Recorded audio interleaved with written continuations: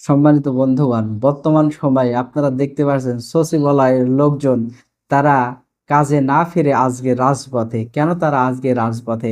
সম্মানিত বন্ধুগণ, ডক্টর ইউনূস সরকার তিনি নতুন একটা চাকরিজীবীদের জন্য আইন পাশ করেছে। সম্মানিত বন্ধুগণ, এই আইনের কারণেই তারা হচ্ছে আজকে রাজপথে নেমেছে। এই আইনটা কি আইন পাশ করেছে ডক্টর ইউনূস সাহেব?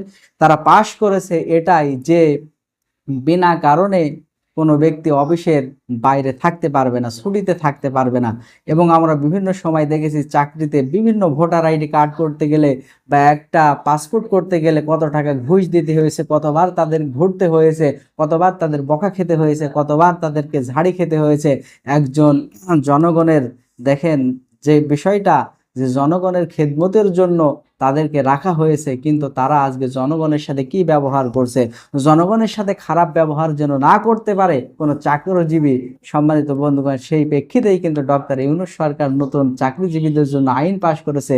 তারা আজকে কালো আইন মানে না। সম্মানিত বন্ধুগণ, তারা এই স্বচ্ছ আইনটাকে কালো আইন বানিয়ে দিয়েছে। যারা যেই সময় হাসিনাকে ফেরানোর জন্য দেখেন 4 আগস্টেও তারা রাজপথে কালো ব্যাজ লাগিয়ে যে তারা তুখোড় আন্দোলন করেছিল, পাকিস্তানপন্থী বলেছিল, বিভিন্ন রাজাকার স্লোগান দিয়েছিল, কিন্তু তারা আজকে দেখেন তারা কিন্তু আজকে নতুন মোড় নিতে চাচ্ছে।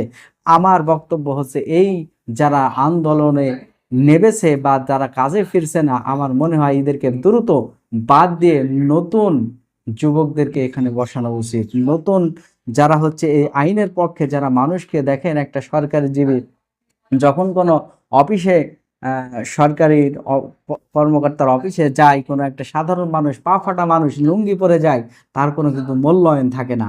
তাকে একটা কাগজের জন্য এই অফিস থেকে ওই অফিস, ওই অফিস থেকে এই অফিস, নানাভাবে তাকে হয়রানি করতে থাকে। এই হয়রানি বন্ধের জন্যই কিন্তু ইউনূস সরকার নতুন একটা আইন পাশ করেছে, তাদের হাতে ঘা লেগে গেছে। সম্মানিত বন্ধুগণ, বর্তমান সময়ের জন্য সঠিক সিদ্ধান্ত নিয়েছে ডক্টর ইউনূস। আমি বলতে চাই এই ভিডিও বার্তার মাধ্যমে যারা এখনো কাজে ফিরছে না তাদেরকে একেবারে বাদ দেওয়ার দরকার, তাদেরকে আইনের আওতায় নিয়ে আসার দরকার। কারণ এটা তো জনগণের কল্যাণের জন্য, দেশের স্বার্থের জন্য। যারা সরকারের আইনকে বাদ দিয়ে যারা হচ্ছে আজকে রাজপথে নেমে বিশৃঙ্খলা সৃষ্টি করতে চাচ্ছে, তাদেরকে কঠিন শাস্তি দেওয়ার দরকার। শুধু তাই নয়, আপনাদের কি মনে আছে সচিবালয়ে আগুন দেওয়া হয়েছিল পরিকল্পিতভাবে? তারা জানতো যে তাদের অপকর্ম ডক্টর ইউনূস এসে তাদেরকে আইনের আওতায় নিয়ে আসা হবে, তাই তারা সচিবালয় নিজেরাই আগুন লাগিয়ে সমস্ত নথিপত্র কিন্তু পুড়িয়ে ফেলেছিল। তার এই হচ্ছে সেই সমস্ত লোকজন। এজন্য ডক্টর ইউনূস সরকারের কাছে আমার আবেদন, তাদেরকে চাকরিচ্যুত করে এই আইন দিয়ে, যে আইন আপনারা পাশ করেছেন, তাদেরকে এই আইন দিয়েই বরখাস্ত করে নতুন লোক এখানে নিয়োগ দেওয়া উচিত। এখনো যদি তারা রাজপথে থাকে, চাকরিতে না ফেরে।